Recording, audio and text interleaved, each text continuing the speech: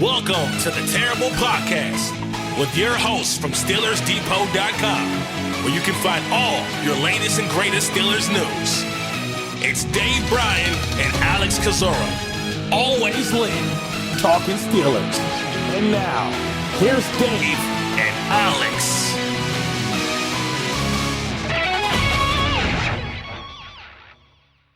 Welcome to the Terrible Podcast, Season 16, Episode 94. He's Dave Bryan. I'm Alex Kozora, SteelersDepot.com. Thanks for being back with us this Monday, Steelers Nation. Pretty quiet weekend for the Pittsburgh Steelers and NFL at large, but plenty on the horizon. The NFL Combine coming up, free agency less than 1 month away, and Pittsburgh should be in full swing on both fronts. Dave, how you doing? All right. Happy Monday. And let's see, we got the Combine a couple of weeks away now, and woke up this morning to a little bit of NFL news with getting released that Dolphins are going to be parting ways with edge rusher Bradley Chubb. I am interested to know if that's one of those get out ahead of it for the Dolphins to see if they can attract any trade maybe consideration for him. And then if not, I would imagine they might want to wait till the start of the new league year so they can make him a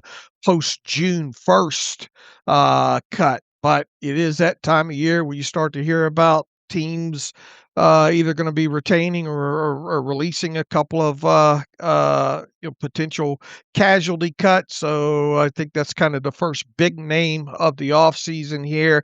Obviously, I don't think either one of us think the Steelers are going to have any interest in Bradley Chubb, but it's just that time of season, and I do think that it'll be interesting to see if Bradley Chubb winds up just at least being technically retained until the start of the new league year once again, so the Dolphins can make him a post June 1st casualty cut. And we talked the other day about Jalen Ramsey and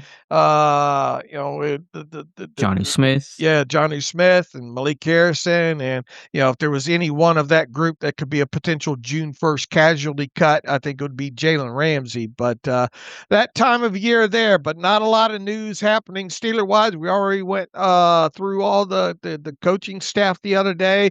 So I think today with the we've been putting it off for a little while here.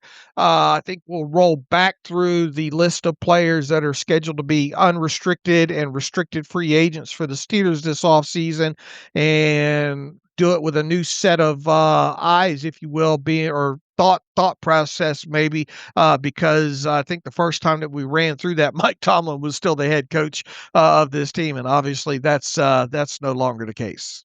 Couple of announcements before we dive into that. We'll have a live stream, Dave and I, tonight, 7 p.m. Eastern Time on YouTube. Just search my name, Alex Kozora, on YouTube, and you can hang out with Dave and myself, and we'll answer as many of your Steelers questions as possible. Also, for those asking, my first Steelers mock draft will come out on Tuesday morning, bright and early, so you guys can check that out, and Dave and I will go over it for the Wednesday podcast. All right, that sounds like something to look forward to on the Wednesday show there.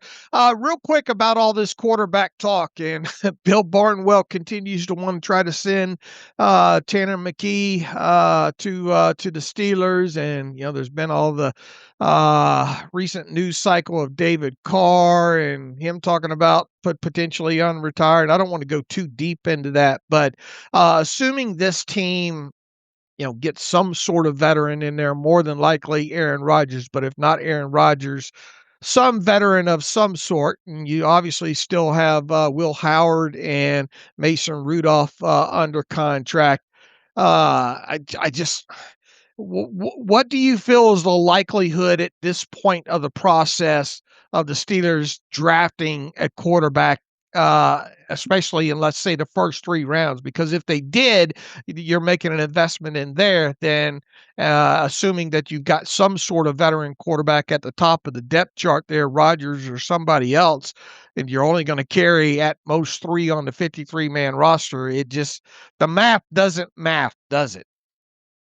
Well, if there's a guy you really like, if there's a first round apple of your eye, we'll call him Ty Simpson because that's really the only name you could even plausibly consider in the first round, at least as things stand today. If you love that guy, you're taking that guy. I know the roster construction might get weird and there's going to be a question about who's odd man out. Typically, you carry 4 to camp, but you only carry 3 on the 53-man roster once the season begins. But if you love the guy, then those problems will all work themselves out and are pretty small in the grand scheme of things. Now, do you take one in the third round, and how exactly does that fit? Because third round pick doesn't scream, we love you, franchise guy, but obviously he's a guy that's going to make your roster. So it's a fair point, but I think if you like a quarterback, you want to give yourself some options. You got a bunch of draft picks, that's fine. And really, the veteran, regardless of whether or not Rodgers comes back, it doesn't mean a whole lot for the draft class. You still want to get some youth in there, give yourself some options. Obviously, you have Will Howard, but you could always add to it. And, who knows if Mason Rudolph's going to make this team. He's Right. coming in with a clean slate. And if Will Howard beats him out for the number 2 job, then will Rudolph be, would you keep Rudolph as the number 3? If you have no other option, sure. But if you have a rookie in there, then, maybe Rudolph becomes odd man out. Howard, you would expect, will make this roster a high draft pick, a top 100 pick would as well. But Rudolph's spot is certainly not secure. Right, and that's kind of where I was going with that potentially. But would you go into the season with 2 quarterbacks who have never taken NFL snaps in a regular season game as the backup to, let's say, a guy like Rodgers, who that doesn't scream quarterback security in case of injury, especially for a team like the Steelers who are going to come out every offseason and say our goal is to win the Super Bowl. I agree. It's a fair point, but if Rudolph is released, that presumably means that Will Howard had a strong summer and at least showed something in training camp and especially in preseason in-stadium action. Granted, they're not regular season passes and he still have 0 on his resume going into 2026, but you have to work under the assumption that Howard has shown enough to give you the confidence to make him the number 2, and so that feeling might change a little bit based on where things stand today. All right, where would you put, say, the percentage chance as you sit here right now of this team drafting a quarterback at within the first 3 rounds, let's say?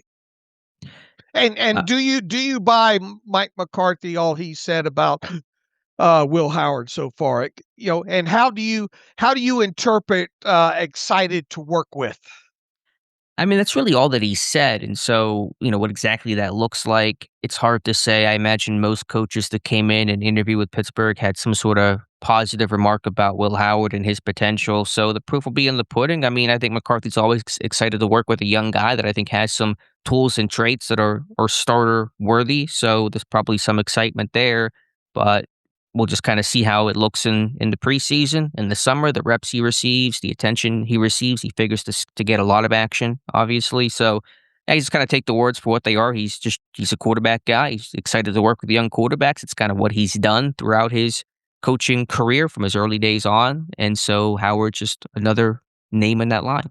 All right.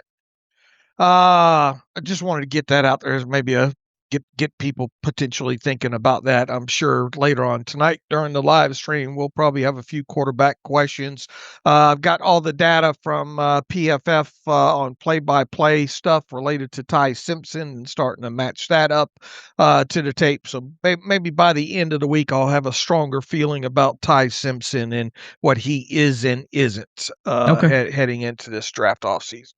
Day before we get into the list of pending free agents, just some minor threads to pull here from news that came out over the weekend. Denzel Martin, the Steelers' former outside linebackers coach, had been with Pittsburgh for many seasons now, 5+. He has been hired or is about to be hired by the Los Angeles Chargers and Jim Harbaugh to become the new outside linebackers coach with LA. And so I think that'll put him on a reunion with Bud Dupree if Dupree's still under contract with the Chargers. And so obviously Pittsburgh has replaced Martin with CJ Ayu and Sean Ho, but you have Denzel Martin going to LA. All right. A little bit of former Steelers coaching staff news there.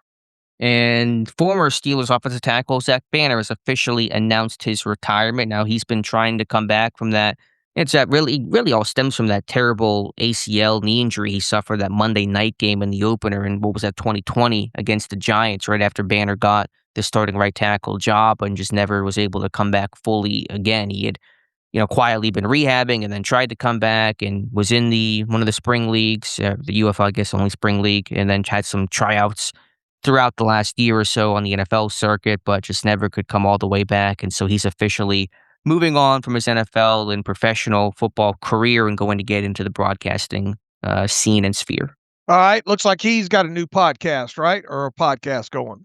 Yeah, he had one for a while. I don't know if he's bringing it back. I didn't follow it super closely, his announcement, but the announcement is that he's going to officially retire. So obviously best known for his days as number 72 reporting eligible, and now he'll be reporting to a different line of work. All right. All right, Dave, let's dive into this list of free agents, and there's a long list of names. Now, some are certainly more notable than others, and Pittsburgh doesn't have the most marquee names in free agency this year. Won't get the harvest of compensatory picks that they got a year ago from all the free agents who left. But where do you want to start? And we'll just kind of put Rodgers aside. Obviously, he's the most marquee name free agent. We've talked about his situation well enough. I don't think there's any new ground to cover here. So him aside, what free agents are you looking most strongly at? All right. Let's roll through the list here. Let's start with Connor Hayward. It's coming off of current APY, I believe, of a little over $950,000 there, and obviously the younger brother of Cameron Hayward. And we'll get in. We've had a little bit of talk of how much two tight ends, chance of a three tight end, obviously probably not as much, but what is Connor Hayward's kind of value, and could you see this team re-signing him and at roughly what level? Well, his value has been as a special teamer. He's been a multi-phase guy and played on a bunch of units there. His value is in his athleticism, his hands. I think he's proven throughout his college and NFL career he can catch the ball well. Obviously, the big issue on him is lack of size, not being the true inline wide tight end, and his offensive role has greatly reduced in recent years whenever you add in Darnell Washington and Pittsburgh trading for Jonnu Smith last year. Hayward's real role was the quarterback of the tush-push play. So how that fits under the McCarthy system, I think the question is, do they view Hayward as a potential H-back, fullback, which he dabbled in Pittsburgh? We had the discussion, kind of some shades. Hunter Lipke, who was out there in Dallas, is kind of some similarities there. That would be Hayward's path to return. I agree. It could go probably either way with him, but I would still value him more than likely as a veteran benefit type of guy, at least, or very slightly above that. I'm not tripping all over myself to re-sign him for more than a minimum. And he may want to go somewhere else to a system that could be a little friendlier for him. So obviously he's got some agency in whether he wants to come back or not. Now, if Cam returns, which I still think is the most likely outcome, though that has not been confirmed by Cam Hayward, then obviously Connor has another reason and incentive to stay in Pittsburgh, but he may want to go. You know what? I guess Kyle Juszczyk's probably going to come back for San Francisco for 2026. I know Pittsburgh had interest in him last offseason, but if Juszczyk were to retire, or I don't know what's going on with Patrick Ricard out there with Baltimore, although he's kind of more that lead blocker. I don't know if that really suits Hayward's skill set exceptionally well. So he may also take a look at some options. All right. So at the very least, we are calling it plausible that Connor Hayward could be re-signed during the offseason at a very low amount. It feels like a coin flip right now if you had to put some odds on it. All right, next one on the list, Calvin Austin III. And Calvin had a kind of an interesting radio interview, I think, with a Memphis radio station where he's from recently, and something to the effect of he's not sure the Steelers are going to want him back. Going into last season, I know there was a lot of talk about should they re-sign him and extend him, and obviously they didn't. Austin's had missed a few games due to injury this past season. Didn't make a huge impact in the passing game overall. Could you see this team re-signing him, and how much more than kind of a minimum type guy, is he? I don't know exactly where his value is at. Probably not what we thought. Maybe coming into the year, we had those comments about a Tutu Atwell type of contract coming in at 8 to 10 million per year range. I think you move on from Austin. I like Calvin Austin. He's a really selfless guy. The speed is real, but I think you want a receiver reset. And I think Pittsburgh will do that this offseason with a combination of higher prize free agents and pretty high, top 100, even potential first round draft picks. So I think you're moving on from Calvin Austin. You do have the you got some punt return ability, obviously, with him, but that hasn't even been great overall since he's been in the league. I think Over the Cap has a valuation on him around $2.674 million. He, to me, feels like I don't know, like a $3 million guy for a team. He's another one. I'm with you. I'm not knocking myself to bring him back. I think more than likely there's a chance he ends up elsewhere. I agree. I mean, he made some clutch plays for Pittsburgh. He caught 3 game-winning touchdown passes, so nothing to sneeze at. Jets game, Patriots game, and then, of course, the Ravens game to close out Week 18 on that great double move. And I know Rodgers liked and appreciated, the player and really the person that Calvin Austin was, and so could that have any influence or sway? But I just think you need to obviously, you just got to reset that room beyond DK Metcalf. It's been just too poor for too long now, and so I think you just move on. All right. I don't suppose we're going to have a big conversation about the next one on the list, Skylar Thompson. Yeah, not much discussion there. He got some buzz in the preseason. There was certainly, and he was kept because of that really solid, steady play. But once the season began, the only 2 notable things about his season was hurting his calf or whatever it was in week 1, going to IR, and then him getting jumped and robbed in Dublin. And he stayed on IR for the rest of the season. All right. So we're not expecting him to be re-signed. And if he is, that's obviously a minimum contract. Sure. All right, Asante Samuel Jr. feels like a lot of the fan base feels like this is a guy the team needs to re-sign.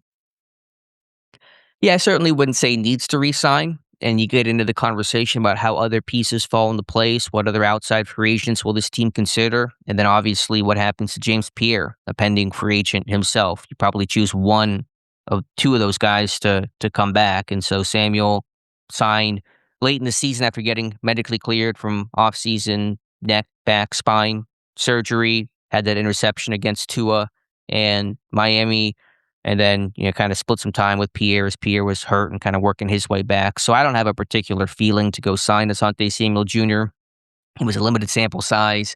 Obviously he played good football with the Chargers. So if you want to bring him back, then I get it, but I'm not really banging the table for Samuel Jr. either. All right, OTC has a valuation on him of around a little slightly more than $3 million. Would you agree with that? Yeah, that sounds reasonable. Still a pretty young corner. Showed enough good tape out there to warrant something. The tackling just a concern. The run defense isn't particularly stout, and so that's kind of the worry with him. We'll talk about it obviously, but if it comes down to Samuel versus Pierre, I'd rather bring back Pierre, even though he's a little older.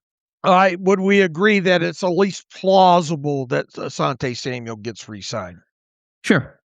All right, so I think so far as plausible guys, we have Connor Hayward, Calvin Austin III, and Asante Samuel Jr.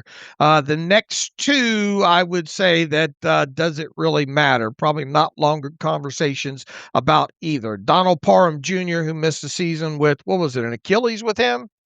Yes, he tore his Achilles in OTAs. All right, and spent the season on IR. You're probably not going to do anything there. Probably just let him walk. Max Sharping, who's been around this team for a little while, also was on IR, I believe. He's another unrestricted free agent. There's not really much conversation to be had about either of those guys. If this team re-signs either one of those guys, it would absolutely be for a minimum salary, no guarantee type deal. And Sharping tore his ACL midseason in practice, so that's what put him on IR, did not play an offensive snap this season. Just not to be so nitpicky about it, it is fair to say it's plausible that Calvin Austin is re-signed, but I would not even put him in the plausible category. Okay. I'd put him in the unlikely category in terms of what is most likely to happen or not. Okay. All right, fair enough. All right, not a lot of discussion to be had about Parham or Max Sharping. James Pierre is the next name on the list, and that absolutely is an interesting one. Starting to see some of these list of rankings of unrestricted free agents around the league, and I've actually seen James Pierre show up in the top 50 on a few of those. A guy that when asked to play last year, specifically outside, I thought he thought he held his own overall. This is a guy that has established himself too as one of the better gunners in the league. On top of it, and for a team like the Steelers right now that could be emptying the coffers quite a bit at the cornerback position, outside of Joey Porter Jr. This is a guy that I think they should consider re-signing, and then the question becomes, at what price? That's a really big question. There are some competing factors there. Pierre, no question, had a career season in the NFL and in Pittsburgh in 2025. There were even little moments and pockets of time when you could sit there and say he was this team's best cornerback. Now, Joey Porter Jr. played some steady football throughout. Is that this team's best cornerback right now, and it's obviously a whole lot younger. But Pierre really played some good football, 11 pass breakups. That's half of his career total. Was a really kind of toolsy man-to-man cover corner. And under DC Patrick Graham, you expect this team to play a fair amount of man coverage, especially on third down. The issue with Pierre is a little bit of that one-year wonder thing. You felt like the physical talent's always been there for him. It was kind of just putting it together. The mental side above the neck had some issues there, some inconsistency, some frustration, but he really evened out his play this year. He's big, he's physical, he could turn and run. He's going to be 30, though, in September, and you've seen this team, even though this is a known and not somebody that has the wear and tear of a Darius Slay or a Patrick Peterson, you've seen this team go after some of those 30-plus-year-old cornerbacks and not been happy about the returns they've gotten. So do you want to get younger there? That's a fair question, although, again, Pierre has a lot less tread on those tires than those names they brought in before. So I certainly would have interest in bringing him back, more so than Samuel, even knowing the age. The question is, like you said, the price. And I think OTC has a valuation on him of nearly $6 million. And this is a guy in James Pierre that he's going to have some interest in him, it feels like, outside of Pittsburgh if he reaches the market, right? Sure. So what's a contract look like? He can't go too long of a deal. I think 2 years, $12 million, if we're going to work off that $6 million valuation. That sounds like a good number for Pierre. Yeah, I would agree. 2 years, right around potentially 12 million, signing bonus being the only fully guaranteed money. That way you could get his cap hit probably somewhere around, I don't know, 2.5 million or so for this season. So yeah, I think the big question is how valued is he around the league? I wouldn't expect the Steelers to overpay to get him back. And then obviously with the coaching change and all, and him he's going to this is going to be really the last chance for Pierre to take any kind of bite of a serious apple here too, right? His first and last chance. He never really had a bite. He was in Washington for a hot minute on, I think, a cheap deal, and he's always played on those cheap deals in Pittsburgh. What did they get him back for? What did he play on in 25? He played for the minimum, probably, pretty much. Yeah, had a base salary of 1.17 million, and I think it was a veteran benefit contract. I think he had like a roster bonus of like 50 million or something 50 like. million. I mean, not 50 million, 50,000. 50,000. So it was just slightly above minimum for him, and obviously exceeded expectations there. So, 6 million does feel a little thick for him, though. Well, with a cap that's over $300 million, I think it's a pretty reasonable number if he's going to be a starting corner. The question I would pose to you, Dave, hypothetically, let's say that deal gets done, 2 years, $12 million. Are your cornerbacks set? Are you pursuing a high draft pick? Are you pursuing anything else? Or do you think that you got Porter, Pierre, Eccles, and maybe Ramsey as a nickel hybrid if he returns? Are you good there in terms of your starting corners? I'm still looking at the draft, absolutely, because Would you I'm consider one like first or second round, or do you feel yeah, like that position? I Okay. would Okay. because I think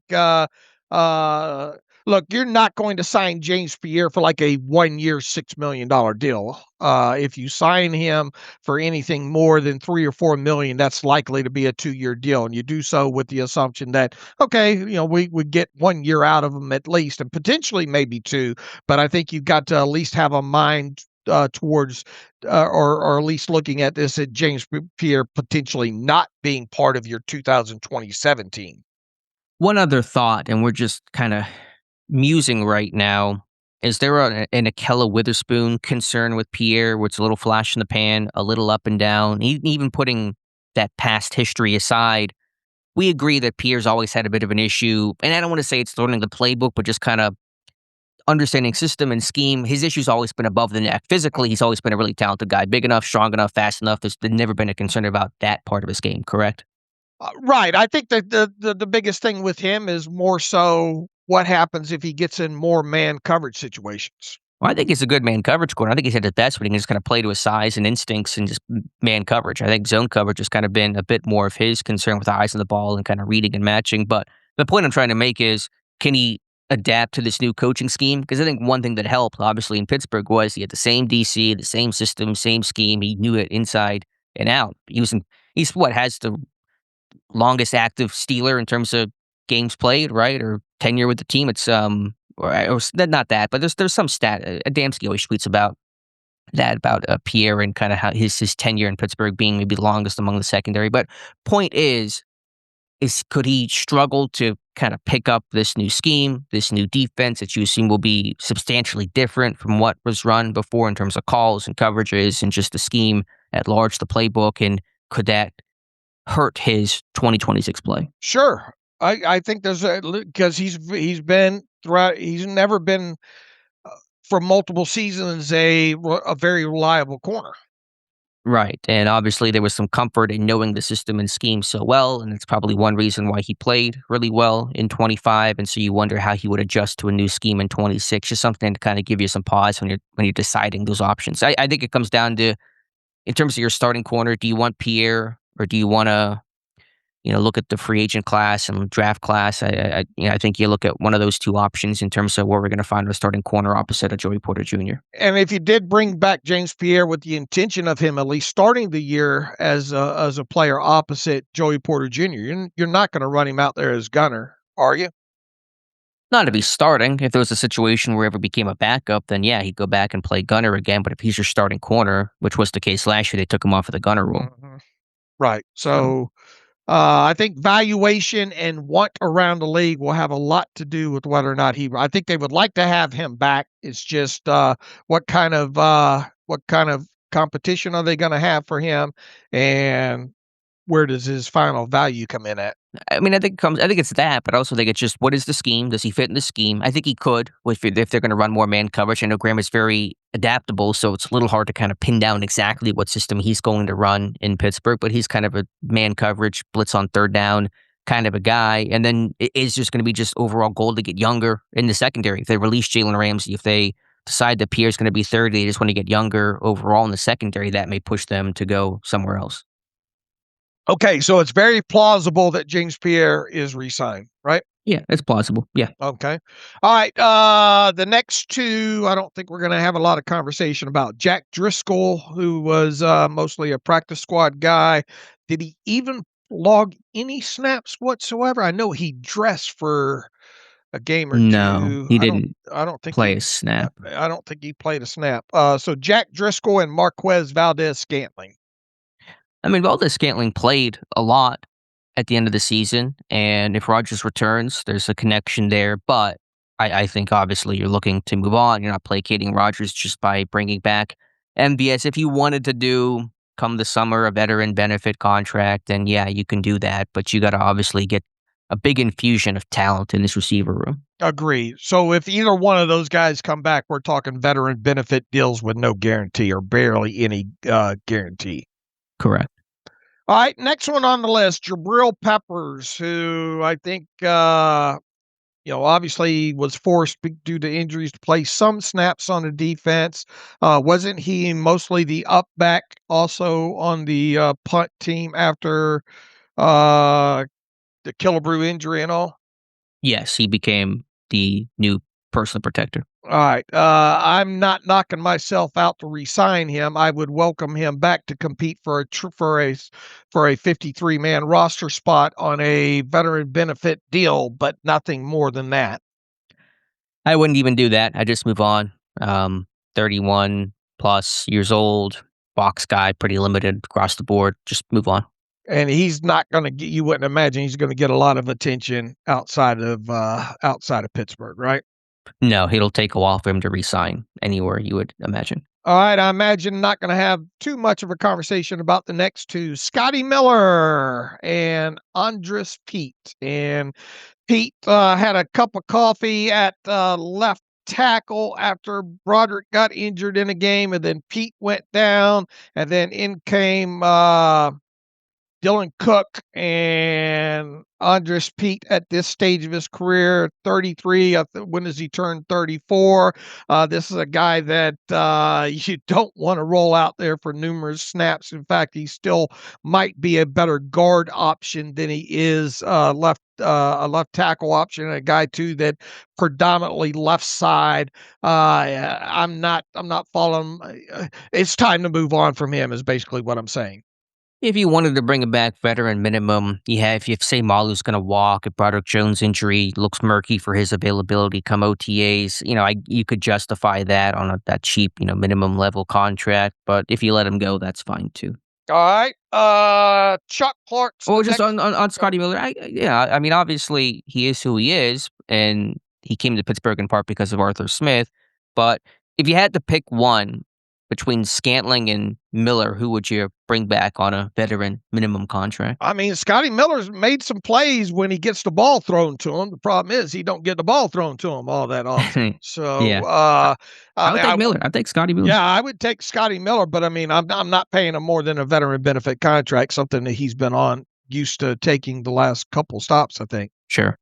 Yeah, there's just some back-end versatility with him, some special teams value. So obviously we're talking, not even 50% chance to make the 53-man roster, but if you want to bring him back on a minimum contract, that's okay with me.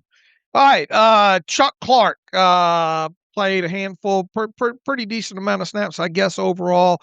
And he's a guy that probably had the opportunity to have, 5-6 interceptions during the year, but obviously didn't hit that number. What are you doing with, and he's 31. When does he turn 32? And that would be, when is his birthday? He is 30 now. He'll be 31 in April. I'd move on. I thought the play was just okay at best, but you want to get younger, faster in the secondary, especially at safety. You got to really kind of reshuffle the deck there at safety behind Elliott, and if he comes back, Jalen Ramsey. So I'd move on. I would as well too, and there's not much special teams value to be had there with him on top of it there. All right, Isaiah Loudermilk, who I think had his window opened at the end of last season, but never got activated to the 53 and did not play a single snap, I don't believe. Did he? Oh, no, he did. He got hurt in that week 2 game. Okay, Seattle turned his ankle and then never played again. All right, so you got a guy here that's never really developed. The ceiling is what it is with him. Not saying much, but probably a better run defender than he is pass rusher. There's just, if you wanted to bring him back on a minimum value deal just to compete potentially really for a practice squad spot, that's about all there is when it comes to Loudermilk. So whatever happens there won't be massive development, even if he is re-signed. Agreed. Kenneth Gainwell is probably one of the more notable ones remaining on this list right now, and got a great relationship, it seems, with Aaron Rodgers. But all that to said, Gainwell, to me, career year overall outperformed it wasn't even close. He made me look like a fool what I thought his value would be to this team in 2025. You have to think if Aaron Rodgers does come back, he's going to want to probably pound the table quite a bit for Gainwell to be back as well too. But the question becomes, I mean, it goes without a fact that Gainwell increased his value tremendously in 2025. It's too bad they didn't sign him to a 2-year deal, but his valuation on over the cap is $5.3 million, and that sounds roughly in the neighborhood there. So, it's hard to imagine the Steelers signing him to a 1-year, let's say $5 million deal. It'd probably take a 2-year deal to get it done. And Kenneth Gainwell, at his age and his skill set, probably going to get some attention from other teams in free agency, is probably one of the, better available running backs. Yeah, I don't know exactly who's all going to be available in free agency at the position. I hadn't gone down that rabbit hole yet, but Gainwell offers a lot of value, not just as a receiver, which is how people remember him last year, especially for that touchdown catch against Detroit, but as a runner. Obviously, his first kind of big game was against Minnesota as a runner, putting up 99, 100 yards in that Dublin game when Warren missed, but he also ran down kicks, he returned kicks. I mean, he's really wears a lot of hats for you as an offense.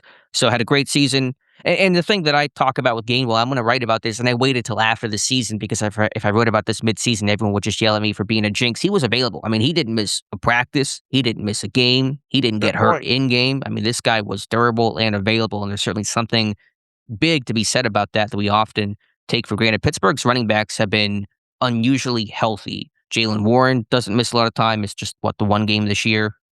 Najee Harris famously did not miss a single game in Pittsburgh. Leaves Pittsburgh, unfortunately, pops his Achilles. Gainwell didn't miss time, and so Pittsburgh has really been healthy for years at the position, and that's really important, obviously. The question is going to be just, what is the offensive scheme and vision, and how does Gainwell fit into that? Is he going to catch 73 passes again? Do you want him to catch 73 passes again? You probably don't as an offense, right. So that's going to be the question. Are you going to pay for pass production and get a little less out of that under the new system? That's going to be the balancing act for this team to decide. And you're not going to expect a guy like that to be the bell cow, especially with Jaylen Warren still in there. And Jaylen Warren's got a APY right now, 5.9. You're not going to pay Gainwell more than Jaylen Warren, I wouldn't think.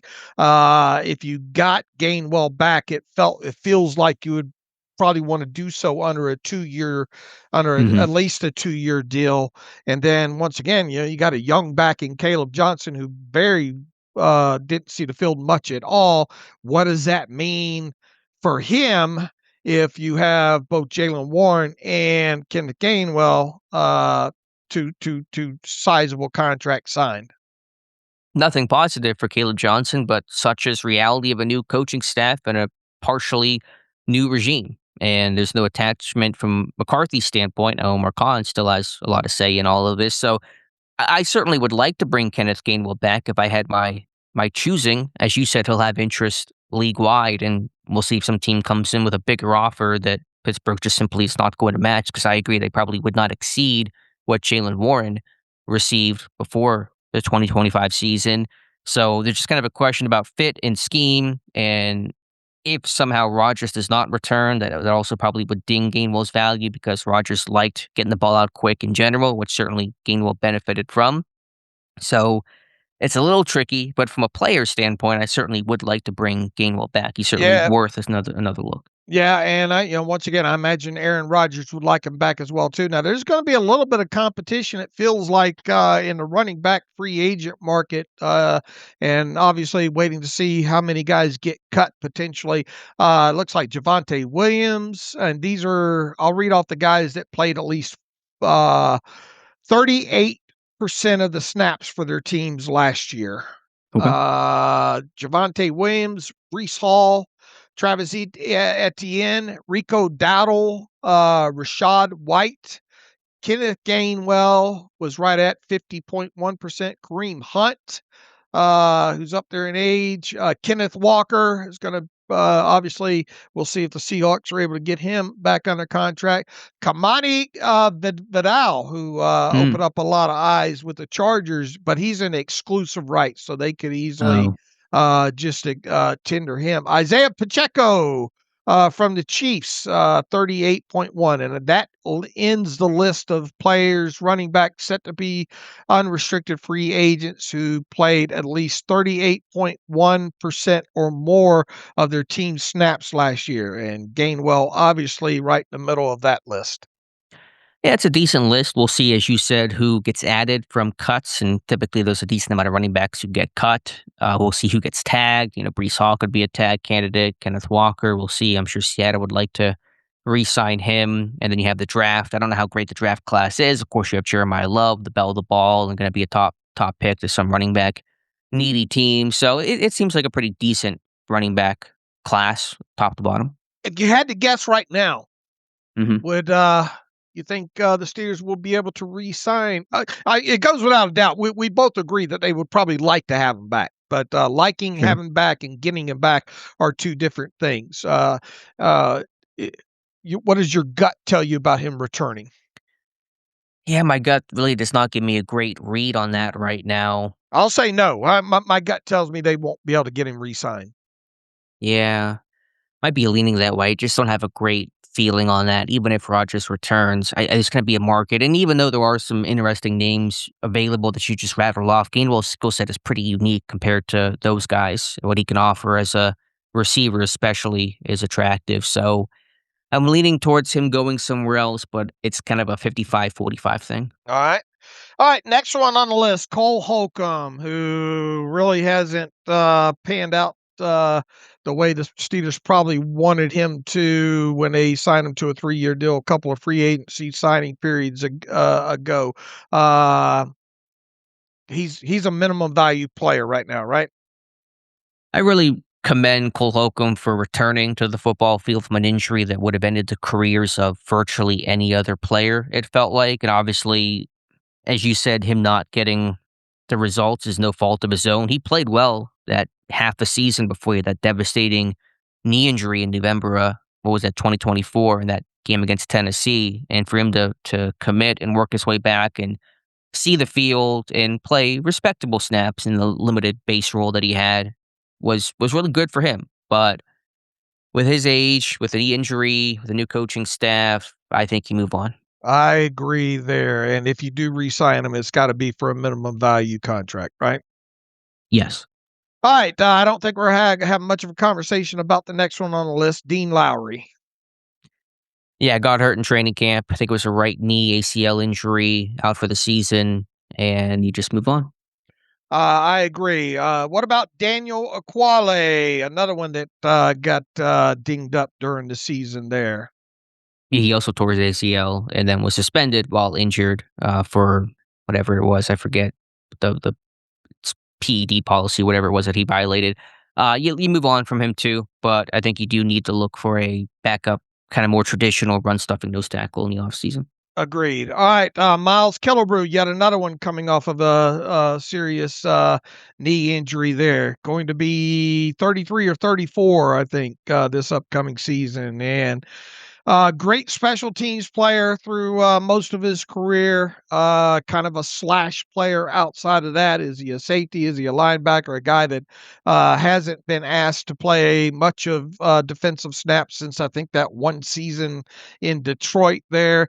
A guy that if he does have any value might be to a guy like Danny Smith, who's down in Tampa right now. It feels like it. Unless Miles Killebrew is wanting to come back on a minimum value contract while he finishes out whatever rehab is left and all like that, it might be finally time to move on from the Miles Killebrew era in Pittsburgh. Did you tier these guys by devastating knee injuries? Because I got Holcomb, No, Lowry, Aquale, and Killebrew. Yeah, at best, you look at him in June or July, right before training camp, and see where he's at in his rehab and see where you're at as a team. And if you want to bring him back as a veteran presence, special teamer type, but you probably move on. Writing's on the wall for him. He had a good career. He's played, a decade plus in the NFL from a kid out of Southern Utah. So kudos to him for that. If he does go anywhere, like you said, Tampa Bay with Danny Smith and Luke Smith down there, probably time to move on with life's work, maybe coaching. I'm not sure what that next thing is for him, but at best, you look at him in June and July, and maybe you sign him back, right before training camp starts. All right. Let's see. I think Adam Thielen is next on the list, and he is supposedly retired. And even if he decides to come out of retirement, I think even though he had good relationship with Aaron Rodgers, I think it's just time to remember the limited snaps that we saw Adam Thielen play in Pittsburgh.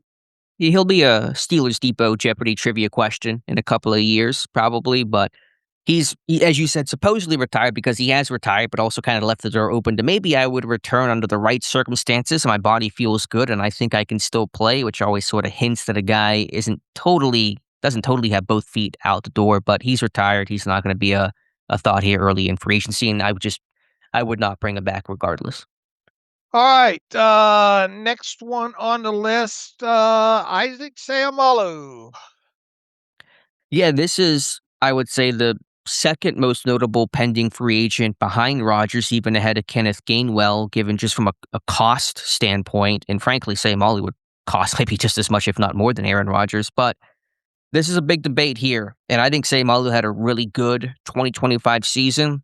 I've mentioned that a time or two on the site, and I've gotten some pushback because I think people have a bit of that recency bias of that Texans game, him getting pancaked, which was a miserable rep, obviously, and it was just a bad game for the entire offense and entire team. But he had a good year. Like, his anchor was really strong.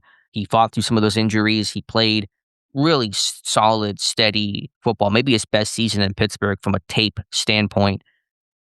I just don't think you bring him back for two reasons. Oh, a couple of reasons. A, the soft tissue injury, the history there has been pretty increasing. I mean, he battled a bunch of pec stuff, and that's not going to get better with age. He's in his now mid-30s. And are you going to pay this guy more this time around whenever he's 3 years older with the injuries than he did the first time you signed him, which was $8 million per year with the guard market being hot? It's probably going to be a double digit, per year kind of a guy. I'm not going to pay this guy more once he's older and more injury ridden. I agree. OTC has a valuation of 7.8 million, but Feels light. That does feel a little bit light, especially when you look around at as you like to say, the guard tax in free agency. Somebody's going to, assuming he wants to play another year or two, somebody's going to sign him, I think, to, I don't know, probably around 10 million. That sound about right? I'd have to look. I was thinking somewhere double digits. So we'll put the floor obviously at 10 million, but it could be up from there, just given if there's there's not many great offensive linemen available, right? I mean, it's not a great class of a bunch of Right. marquee linemen. Rarely do they hit the market anyway, because teams want to keep the good ones, obviously with a franchise tag or re-signing. I think some of the outlets I've looked at have basically put him as the fourth or fifth best offensive lineman in general, and maybe the second or third best interior offensive lineman. So there's going to be value in that. Dan Moore got $80 million last year, and I know he's younger and sort of in his prime, quote unquote, but in left tackle, but still kind of shows you how teams basically just have to overpay for a lineman in the open market.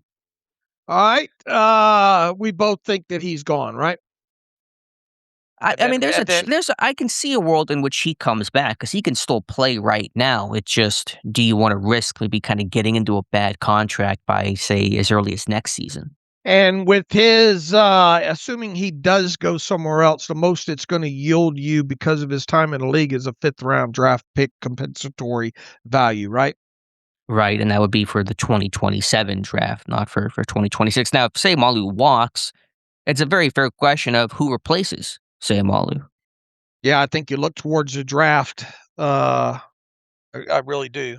Well, what is Spencer Anderson's fate and role? Obviously under contract, new coaching staff. What are his odds to replace Seumalo? I think you at least go into the mindset that you could have a competition between a draft pick and Spencer Anderson for that left guard spot, or you could, if you drafted a right guard or something, you always got the option of maybe moving Mason McCormick over to left guard. But at this point, Mason's played enough at right guard. It feels like that's going to be his spot moving forward. So, put it to you this way, regardless, I'm looking at this team drafting a guard probably within the first 4 rounds of the draft. And of course, if you move McCormick over, then you just create a hole at right guard. So it's kind of shifting chairs on the Titanic. So I think your approach is right. I think you're going with Anderson and a 3rd or 4th round pick to compete with him at left guard. All right, I think that's all of the unrestricted guys here. So as far as let's deem it plausible to return, Connor Hayward, you're not thinking Calvin Austin belongs in the plausible? I mean, how do you want to create these categories? You can go from no to unlikely to plausible to Well, probable to plausible would yes. be just in the likely unlikely range. So I think just saying whether or not it's plausible or not that this team could resign the player. I mean, but we could say that about a lot of this list. Right. Plausible. I feel like plausible doesn't really indicate our feelings of whether or not the guy is going to return or not. Okay. Plausible to me is kind of like 50-50, could go either way. All right. Well, we'll do okay. Likely and unlikely. Well, so you want unlikely, plausible, likely? Is that the 3? Because we should kind of put these into categories. Yeah. I mean, I Okay. wouldn't, because once again, you could probably go with several of these guys on veteran benefit contracts and call them plausible. So we would have a long list there. So let's just go likely, unlikely, likely or unlikely for more than a veteran minimum. Okay. Well, with Connor Hayward, unlikely. Calvin Austin, unlikely. Samuel, I'm kind of split. Just depends on a lot of factors in terms of his contract, the scheme, what the team thinks, Pierre situation, etc. Okay. I mean, uh, well, how are we going to classify these? I think it should be unlikely, plausible, likely as 3 categories. All right. Connor Hayward, plausible. Plausible, yeah. Calvin Austin III, unlikely. Unlikely. Asante Samuel Jr., plausible. Plausible. James Pierre, I mean, I'd have to go plausible there because I don't know if it's likely or not because of his value. Yeah, I'm with you, Dave. I think the age is the concern and the scheme fit. More than minimum guys. Kenneth Gainwell, unlikely. I'll put it at plausible. Isaac Seumalo, unlikely. I'll go unlikely. And I think really that's the list, isn't it? Besides Rodgers, who's maybe the one name in the likely camp there. So I guess the likely category didn't get much work out of my exercise. But yeah, there aren't many free agents. I mean, you want to bring back, like, who are the free agents that you want to bring back? That you, regardless of whether or not they will or what their market value is, the guys you're just sitting there and saying, man, I really would be bummed if this guy signed somewhere else. I think the list is small, obviously. I think it's James Pierre. I think it's Kenneth Gainwell. And I think it's Aaron Rodgers. Well, it depends. Yeah, Rodgers is a big question. I'm kind of putting him aside in most of these discussions. For me, the only guy that I really would kind of have a gut punch feeling if he left is Gainwell. No, not even Pierre. I mean, I like Pierre, but I could see the 1 year thing, 30 years old, you want to get young in the secondary. Like, I'm cool with that. I mean, I wouldn't be mad if Pierre came back, but the one guy that'd be like, that sucks if he left was Gainwell. That's it. Okay. So, yeah, not the most attractive list of free agents, and obviously Rodgers is still the outstanding name. You got other names on the list that you sent me here, Dave. We can run through those. All right, we got some restricted free agents here. Ryan McCollum, Seizi Otomewo, Jeremiah Moon, and Corliss Waitman. And any of those guys, I believe, would be a low round, original round kind of tender there. I'm not putting you're not putting a second round tender on Corliss Waitman, right? No. All right. So it's I don't know if I'd put a original round tender maybe on Corliss Waitman at the low price, but of the list of guys, that's it. Well, who was drafted from this group in terms of the original round tender? Asese was McCollum drafted? He was not. He was undrafted. So the only draft pick there is Asese. With Waitman, you got to find a new punter. It just, Waitman's had some moments. He's a good holder, but I'm just looking for a new punter. So I just wouldn't bring him back. Bring back McCollum. Do you do that on the tender? Do you do that No, on you don't. You a do that veteran on minimum? Yeah, you did it on a veteran minimum, assuming that he doesn't get any offers anywhere else. But no, I'm not tendering him. No. Do we know tender amount for lowest, or is it around right of We've first got refusal? rough. Because they're getting pretty pricey. I know the cap's Yeah. going up, but they're not super cheap. But point is, McCollum I'd bring back. I'd bring back a Asasi. I like this tape. Just obviously just depth and certainly far from guaranteed to making the roster. But of the restricted guys you mentioned, I'd bring back McCollum, Otomewo. I would not bring back Moon or I Waden. mean, it's over it's going to be at least over 3.5 million on the lowest available tender. That's expensive. That's heavy. So I think Waitman would be the only guy you even remotely consider tendering. But why do you want to bring back Waitman? Do you think he had a good season? Now once again, these tenders are not guaranteed, so you could tender him, and if you found a better option, but Yeah. But how are you going to find that better option? You're not going to go yeah. sign a free agent after tendering Waitman. Plus, in the meantime, he's going to eat up $3.5 million of cap space until you decide whether or not. So, yeah, push come to shove, you just would try to re-sign. Maybe you re-sign him to a 2-year deal with very small guarantee signing bonus. That way, if he's cut, then you're not out a lot of money there. But do you want him back in the first place? Is kind of the question to start with. Not necessarily. Not at 3.5. I'll tell you that. Or at any number. I mean, it was okay. He had his moments, but it just kind of regressed from his first full year in Pittsburgh in 2024. So I would just move on and either look at free agent options. I think Tommy Townsend might be a free agent. That's a guy I've looked at for a while now, or potentially a draft pick. I mean, in theory, yes, you could, sign Waitman back, not on the tender, but a 1-year cheap contract, go draft somebody or probably undrafted free agent, have those guys compete. It's one approach you could take to it, but I think I just start anew. All right. Moving past the restricted guys, looks like there's just one exclusive rights guy, and that's Jacob Slade. So, with exclusive rights free agents, all you have to do is offer them the 1-year minimum for their vested years, and nothing guaranteed, and they have to take it. So really, it's an insignificant discussion, because even if they were to give him an exclusive rights deal, the odds of him making the 53-man roster are below slim to none. And Slade got hurt in training camp last summer, Right. and I would not expect him to even be tendered on an exclusive rights deal with the injury. There's 0 career snaps and a new coaching staff. All right. That's it. That's the list. Well, there's one name, and I didn't know how you were classifying them. You got Kyle Duggar with a void year on the contract. Can you discuss his situation? You got him on the list here? He becomes an unrestricted free agent really right after because his contract voids. So he would be technically an unrestricted free agent come the start of the new league year. Do you want Duggar back?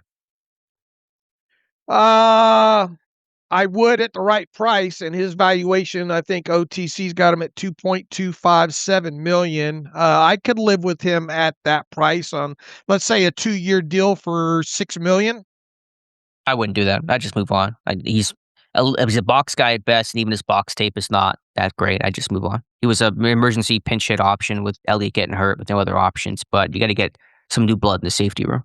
All right, there's not much special teams value with him on top of it there. So, yeah, more than likely not going to be back. In our unlikely, plausible, likely buckets, where would you place him? I would at least give it a plausible, I think. I'd go unlikely. Okay. I think that's the list, and obviously the main one that we will continue to have conversations about is Aaron Rodgers. Right. So Mark Cabali seems to think that decision will come within the next month. You would assume that's referring to before free agency and really the legal tampering period, which starts March 9th. That's when free agency unofficially begins. And so you would like an answer by then. And Mark Cabali thinks Pittsburgh will get it by then. All right. So push comes to shove, there, any re-signings that we see over the minimum isn't likely to be very lengthy when it comes to the unrestricted guys not named Aaron Rodgers. Yeah, it really could be just Pierre. I guess Samuel, if he were to be re-signed, that'd be a 2-year deal, do you think? With who? With Asante Samuel Jr., what would that contract look like if he was re-signed? Probably, let's see. Let's see if I can get it to load here. Probably a 2-year deal with him. And then for how much? Probably around $2.5 to $3 million per. What would the role be? Would it be would the idea or intent be to start? Obviously, that's not a starting level contract. Is that just Yeah. backup? We'll see how you fit in. Mhm. Yeah. Yeah, it's a little tricky with the injury, and then having to kind of play a quarter season off of it. Probably 2 years, 5 million. Yeah, I'm probably holding your hand on that. Pierre, we think 2 years, 12 million. That seems reasonable. Yeah, I tend to go more. I feel like a A lot little of too times rich. I overvalue these guys. So in my head, I've got 2 years, 10 million, I think. Yeah, I'm with you on that. Gainwell, what would a deal for Gainwell look like? Would you go 3 years? Would it just be another 2-year deal? I think 2 I mean, years fits. I don't think I think it's more along the lines of what he's willing to sign because you're not going to offer any guaranteed money beyond the first year anyway, because there's going to be signing bonus and a base salary, and Mhm. that's it. So if he wants to sign a 3-year deal, have at it. At least you get him on a contract that long. But realistically, it feels like he'd be looking for a 2-year deal, so maybe he can get one last bite of the apple or whatnot that way. So I don't think it really matters about length as much as it does what the APY and Sure. guaranteed money is with him. Well, what's the APY likely on him? What does a 2-year contract I look mean, like? look, you got a guy like Jalen Samuel at around, Jalen Warren. Warren at a little more than 5. It feels like he's got at least the value of around 5 million. So, like, 2 years, 11? Is he like Pierre, 2 years, 12? Yeah, something around those lines. And then, Yeah. be careful with, obviously you have to make it good enough with the signing bonus to entice him to sign, because that's the only guaranteed money he's going to get in the deal. Yeah, just talking broader parameters, not the structure of the deal. Just kinda get an idea, lay of the land, what that deal could look like. And then say Malu, if he did resign, which is not impossible, what does that contract look like? Man, I'm not signing him. I'm not getting him up into that double digit category. I'll tell you that. I'm doing somewhere around 2 years, 2 years, 15 million, and keep my fingers crossed that I can I get a think year out of him. Yeah, I know that's ideal in terms of what he actually would command. What does a contract, I think, look like? I know the OTC has him a little bit lower, and I still think he's gonna be double digits. I think you're looking at, I don't know, 2 years, 24 million, something like that. If he It's the don't Joe resign, line tax. right, right. Well, what I'm saying is the only way I want him back is on a contract much cheaper than that. No, I get that, but I'm saying, like, realistically, what is he going to command? Obviously, we all want cheaper. If you're the team, you want a cheaper contract, but what is his realistic market value if he just was Yeah, on the open it's market? probably at least double digit 10 million like we talked about. Yeah, I think it could be even higher, but and that's just you paid him, what, 8 million. It was 3 years, 24 million. You signed him last time. You're gonna come back and pay him, more per year as he's older with some of those injuries. It's a hard sell. I mean, I get it. You wanna keep your front five intact, basically, which you would be accomplishing by re-signing, say, Malu left tackle. Obviously, it gets a little bit, who's gonna start there, but you got Frazier, you got McCormick, you got Fautanu, say Malu, Rodgers, the whole band's back together. There's some value in that continuity, but I just think it's a little pricey. I agree. I expect him to be elsewhere. And you also had Brandon Johnson on this list, but he signed that practice squad deal with Denver. He's not even in the Right, system anymore. right. Yeah, Yeah, they so haven't removed him yet. yeah. That this is not your list. It's just this is Right. what OTC. Yeah, The photo you sent me. Okay, gotcha. All right, Dave. Any so it's in terms of comp picks for next year, you're not looking looking at great. maybe a fifth for say Malu. I mean, if Gainwell goes somewhere else, you're going to get a comp pick for him. Right. Obviously, this all depends on your own free agent moves, and Pittsburgh probably be canceling some of these moves out. So when you consider that as well, you're probably looking at maybe nothing compensatory or maybe a late round pick next year. Right. Not looking rich at all. Now, obviously, we'll see what happens with Aaron Rodgers, but that's probably the only one that's going to. And we'll see about James Pierre could potentially return you something depending on if he ended up going somewhere. Yeah. Yeah, that's fair. All right, Dave. Anything else for us today? No, I think that's probably the main topic we wanted to get to today. Be interesting to see what some of the questions we get during the live stream tonight. I suppose we can take a couple of emails here in the email machine to close things out here. Brian Tellini writes in, "Happy Monday, Dave and AK. Even after drafting Harmon last year, I'm still viewing defensive line as a major need heading into 2026. Even if Hayward comes back, I'm hoping this team is ready to continue to spend draft capital at this position, as I don't think the answers are in this free agent class." He says, "Here are my questions. Assuming Cam plays in 2026, discuss your views on a defensive line as a position of need. And then second, does the trio of Harmon, Benton, Black potential as a group excite you or leave you wanting more?" I will say this, I don't think top to bottom the defensive, I think there's some value to be had as far as what the Steelers look for as far as defensive linemen in this class. I'm not expecting them, obviously, to spend a first-round draft pick on a defensive lineman. I will say this, with the amount of picks that they have, at least scheduled right now, versus the amount that we expect them, the number of picks that we probably expect them to end up making, probably around 9 to 10 in totality, I would like to see another defensive lineman within that group. And as far as looking ahead to Harmon, Benton, and Black potential, I guess, uh, in addition to Cameron Hayward, I would like someone else in that group, and potentially, look, I thought Black did some nice things, but I mean, is Black going to be a guy that you think that you can roll with the next 2 or 3 years as a 75% play level guy?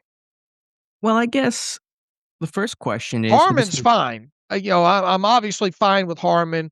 If Hayward comes back, I obviously would expect him to be a 75% snap guy, if not a tad bit more, and hopefully you get another good year out of him. Benton, we saw Benton have, arguably probably we saw a nice development in Benton.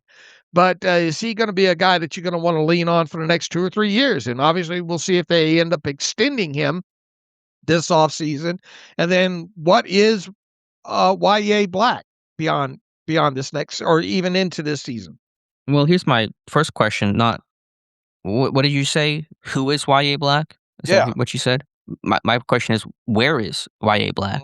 Will this new regime view him as a nose tackle, which is kind of where we thought he was going to be initially, and then Pittsburgh decided to play more as that base defensive end. He played some nose tackle after Qualley went down and Martin Rhodes didn't work out, and they had no other option there. But that's kind of the first question, is how do they view him as kind of the more traditional interior guy? I think Black showed he can play on the edge. He showed more foot speed than I gave him credit for. So I just want to get a lay of the land on that. I talk about needing a backup nose tackle, but could Black become that guy? And if he does, obviously you need more of a help at defensive end. So yeah, I think certainly you need to keep adding.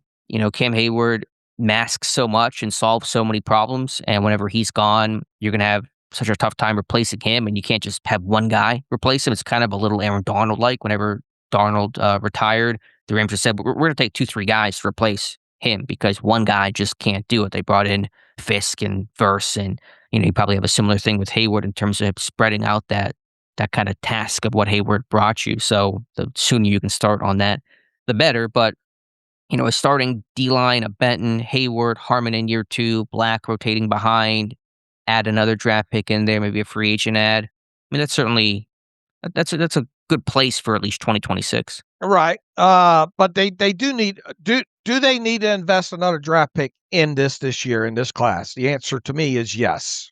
Yeah, well, the question is, they get 12 picks. They can invest and will invest in virtually everything as things stand today. The question is, how high, how early do you do it? Yeah, I would look at probably 3rd or 4th round if a guy fits what you're looking for within there. Probably 4th round potentially, and then I do expect this team to make some sort of addition in free agency, a mid guy. Will Pittsburgh's type of defensive end stay the same, or is there a chance that could change? I think they're going to want some long arms on him, whoever he is. They might. Will they come off of the 6'4" or greater guy? I think they should look at long arm kind of guys that at least have the length in the arms and maybe not so much in the height category. But as far as weight goes, I think we both agree, expect the guy to be around 292 or greater. My hope is they look at guys under 6'4" with longer arms. Yeah, although I don't know how many guys there are like that are 6'3" with 34-plus-inch arms. It's hard to find the arm length in general, even for taller guys. I think Pittsburgh has been more rigid about height than arm length. They've drafted some shorter-armed guys. Loudermilk, one example of that. They want guys who are 6'4", 6'5", but could that change under the new coaching staff? It's possible, and so that's one of those kind of unknown things. It used to be you could kind of just pick out the 5 guys who might interest Pittsburgh in terms of the height, weight, arm length. Derek Carman was a guy we identified very early last year. Benton, year before, or whenever he came out. It could be harder to do that this year. All right. As we'll obviously are going to get deeper into examining the draft class and defensive linemen. I think we got a handful of profiles maybe up on a defensive lineman or two on the site here. So look, they need to address position in the draft. So I guess the question becomes where and who. Yeah, and is it more nose tackle? Is it more defensive end? Those are all questions. And we'll obviously get a good idea or at some point during the offseason of what they think about Benton and the possible extension. And we had that conversation the other day about, probably not being a slam dunk that Benton gets extended, right? Yeah, it's certainly no slam dunk. All right. Let's go to David McKee. The title of this is PQ. In other words, PQEEEW. Hey guys, great work as always. I mentioned a Patrick Queen trade for Chris Godwin that was floating around that I was good with, but as I look around and reassess, I feel like I want to target Josiah Trotter in the draft. So bring back a Landon Roberts, draft Trotter, and hold PQ till after the draft this year and trade him for capital in the 2027 draft over the summer for ammunition to be able to go up next year. If you can get comfortable with Peyton, Trotter, and E-Rob, what do you think? Well, there's a lot of ifs there, David McKee. For starters, what makes you think? I don't think I've seen anything on Patrick Queen for Chris Godwin. Do you envision that even being a thing? No, I don't. I don't either. What makes you think that you can trade Patrick Queen for much of anything even later in the offseason at his price? Yeah, post-draft. I mean, Pittsburgh obviously traded Pickens post-draft. They did the Minka deal post-draft, but probably not a scenario that seems super likely on an expiring contract. And then you trade, Queen without really getting a good feel for what Trotter could bring you. And then I read about Peyton Wilson, the concerns there. And we'll talk about that for the Wednesday show or Friday show, another quiet time later this week about his future and what he has to prove. There's still much I think he has to prove in a very important third year. And I would advise him to remember that Patrick Queen has a roster bonus coming up here, $2.5 million on March the 15th. So you're not going to pay that $2.5 million roster bonus and then trade Patrick Queen away. It doesn't feel like something the Steelers would do with that. So we're going to know what this team thinks about Patrick Queen on by March 15th, right?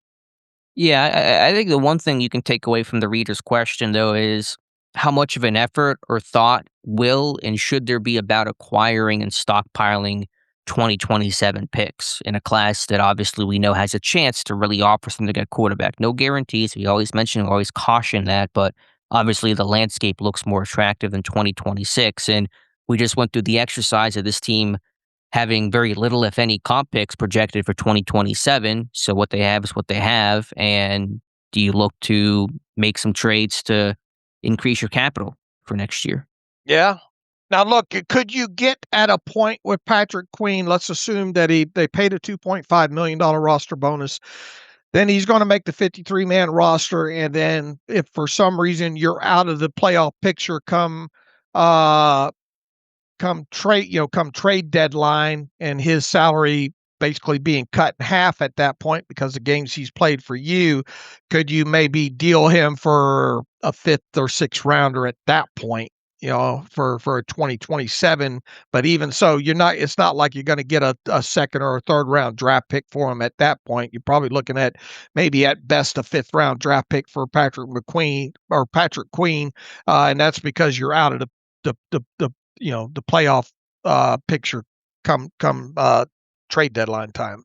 Yeah, that's possible under those circumstances. But if you're going to acquire 2027 picks, I'm referring to, then I think you look at roster cutdowns in August. Do you take some of the quote unquote Tomlin holdovers and deal them? You're not going to get a lot for them, but you trade Roman Wilson for a 6th-round pick next year. I think the interesting question will come mid-draft in 2026. Is there a scenario in which you ever trade down and get future capital where you're going to trade down, say, in the 2nd round and pick up a 3rd-round pick next year, or whatever the case is, just making stuff up? I think that's an interesting discussion to have later this offseason. They don't trade down a lot though historically, right? Well, Kevin Colbert didn't. Omar Khan has been a little more active trading in general and also trading down, although it's not been super common. I think he's done it at least once. He did twice. He did last year, right? I think he traded down last year. That's how they ended up getting Y.A. Black, I want to say. And then they traded down after trading up for Broderick in 23 to recoup a pick, and that led them to Darnell Washington. All right.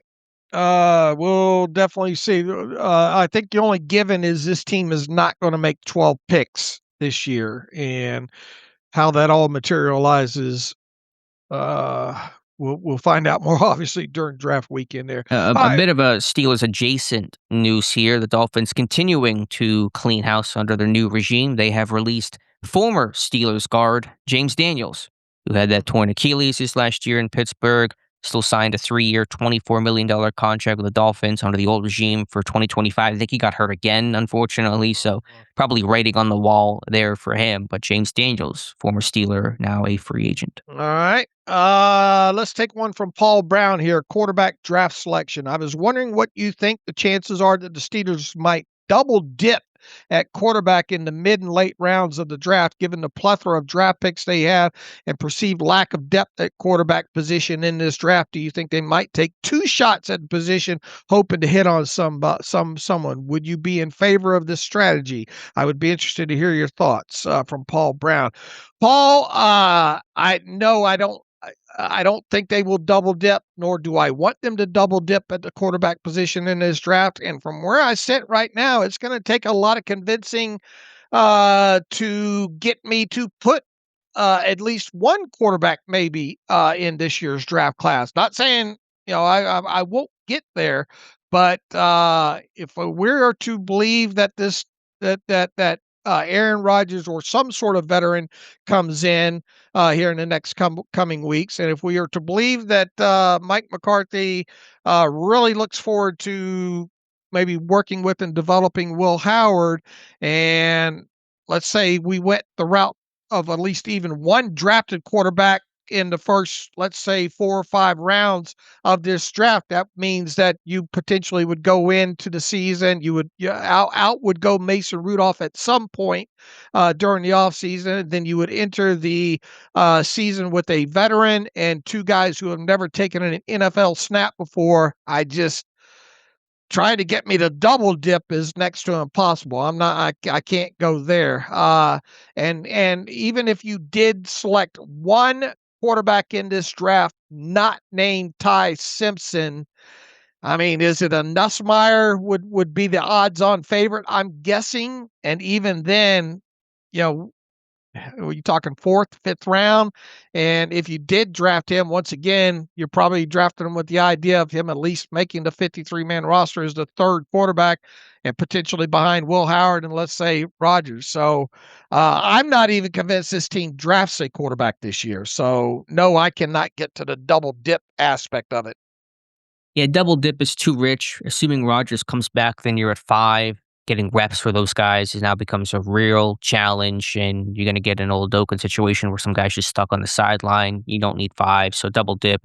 I know they did that with Pickett and Oladokin, but that was to get you to 4 quarterbacks. I mean, the reason why you take a quarterback in the 7th round if you're Pittsburgh is because you can't sign that guy as an undrafted free agent because Pittsburgh doesn't do, at least haven't done, the partial base salary guarantees and kind of skewing the signing bonus system. So all the quarterbacks, the top quarterbacks post draft get paid, quarter mil, and Pittsburgh won't do that. So you draft the guy because you won't get him in free agency. But if you're drafting somebody earlier, then that kind of makes that moot. I get your point, Dave, about kind of the roster math of it all. You like Will Howard, but if you have, even if Pittsburgh makes 10, 11 picks this draft, you're going to tell me they don't use any on quarterback, the one position where they don't have a whole lot in terms of a long-term future. It's a little hard to believe they just won't use anything on a quarterback position.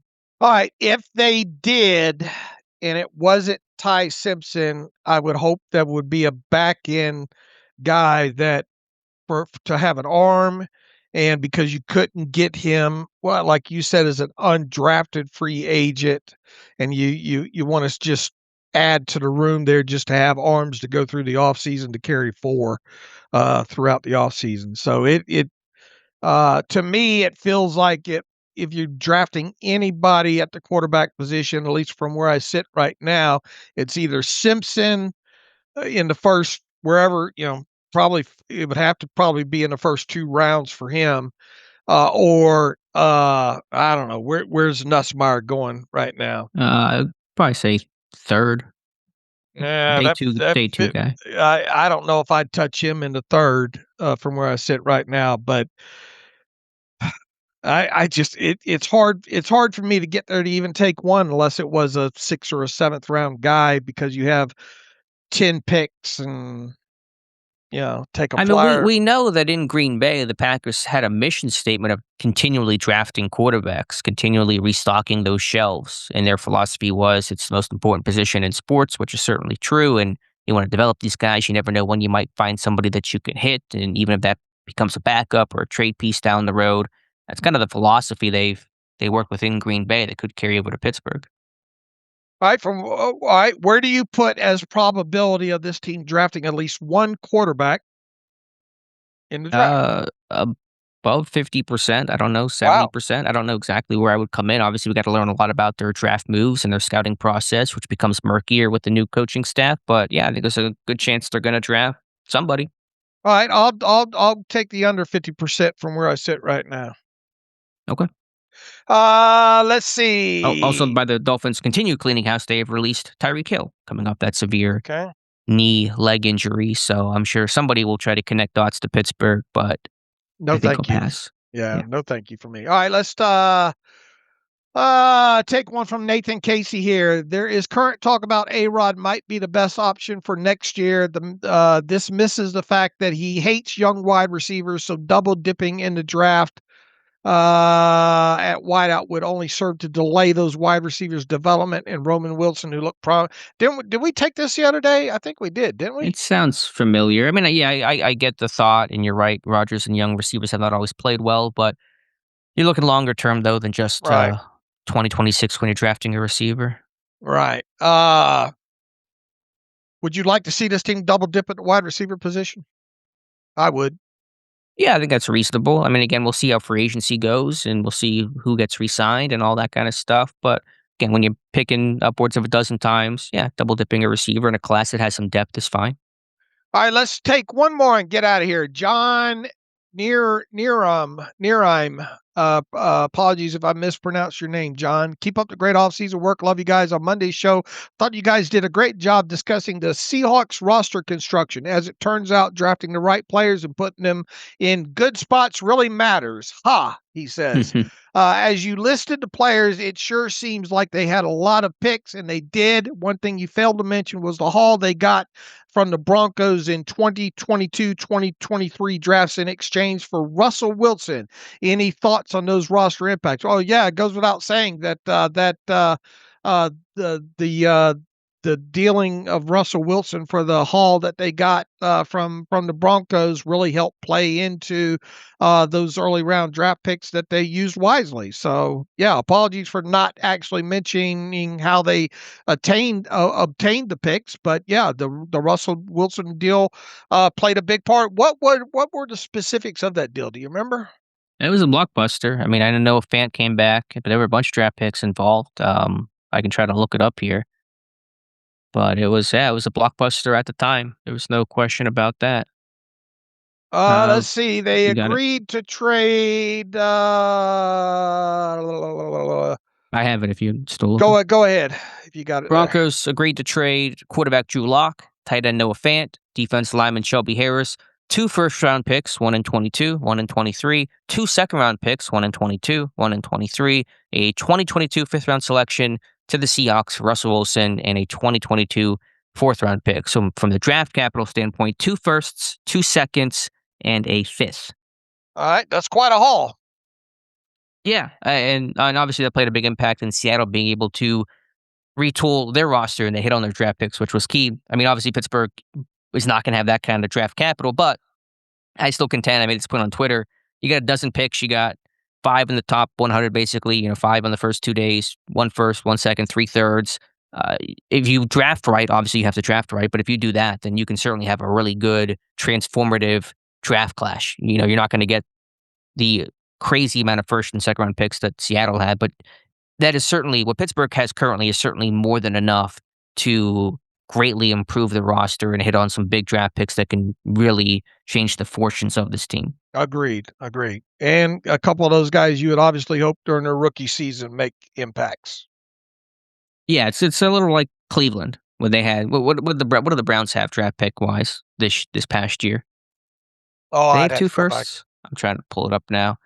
But the Browns had a big rookie class impact. I know it's not trying to follow the Browns' footsteps, but just as one comparison point. I mean, they had a first, they had 2 seconds, they had 2 thirds. So more similar to Pittsburgh. Obviously, they had the 2 twos that Pittsburgh does, but they had Graham, Schlesinger, Judkins, Fannin, Gabriel as part of that haul. And a lot of those guys are going to be names they're looking to build around in the future. All right, we got through a handful of emails here. We're about an hour and a half in. We have the live stream later tonight at 7 Eastern time. You can find that. Alex will put a reminder up on Twitter/X about an hour out. But go to Alex Kozora's YouTube channel and hit the subscribe, and you'll get notification when that pops up. And we'll get it started at once again at 7 Eastern and go right about an hour there and answer as many questions as we can in that amount of time. So in the meantime, you can follow me on Twitter/X at Steelers Depot. Follow Alex at Alex_Kozora. Follow the show at Terrible Podcast. Email the show, theterriblepodcast@gmail.com. Let us know your thoughts on us running down these unrestricted free agents and maybe the most likely or plausible or unlikely guys. And, you don't have to go through all of them because there were very short conversations to have about several of them. But who are guys that you think the Steelers absolutely must re-sign of their unrestricted free agents? Even if you want to do that, maybe we'll roll through some of those emails when we get to the Wednesday show. And once again, Alex has got a mock draft coming out. I'm sure we'll be discussing that on Monday, along with any other pertinent news that hits the wire before then. So let's see. You can donate to the site, SteelersDepot.com. Hit the donate button. Also, if you like an ad-free version of the site, SteelersDepot.com. Hit the ad-free button. Follow the directions that way. We're going to have a theme update, just loose, tightening things up on the current theme. It won't be a new look to the site, but we do have some stuff going on as far as upgrading the site. So if in that you can be the eyes of us and let us know if you see any bugs, probably starting, I don't know, later today on into the rest of this week. If you see anything on the site that does not look right, or something that is broken or something like that, feel free to shoot us an email, theterriblepodcast@gmail.com, to help us kind of tighten this thing up a little bit in case we miss anything on top of it there. So greatly appreciated if you could just be the eyes and help us work through any bugs that might surface on the site here over the course of this next week. So in the meantime, as always, thanks for listening to the Terrible Podcast with Dave and Alex.